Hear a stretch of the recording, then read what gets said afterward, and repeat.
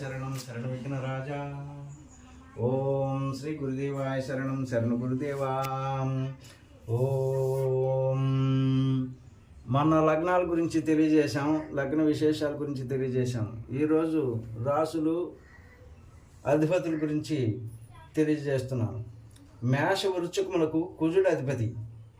మేషమునకు కుజుడు శిరస్సు యందు ఉండును, వృశ్చికమునకు కుజుడు తొడల యందు ఉండును. వృషభతులకు శుక్రుడు అధిపతి. వృషభమును శుక్రుడు కంఠమునందు ఉండును, తొలకు శుక్రుడు లింగమునందు ఉండును. మిథున కన్యలకు బుధుడు అధిపతి. మిథునమునకు బుధుడు హృదయమందు ఉండును, కన్యకు బుధుడు పిరుదుల యందు ఉండును.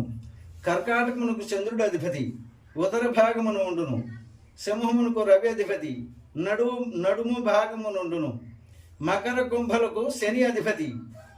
మకరమున శని మోకాళ్ళ యందు ఉండును, కుంభమున శని పిక్కల యందు ఉండును. ధనుర్మేనాలకు గురువు అధిపతి, పాదముల యందు ఉండును. నవగ్రహములు మన శరీరంలో ఇటువంటి స్థానంలో ఉండగా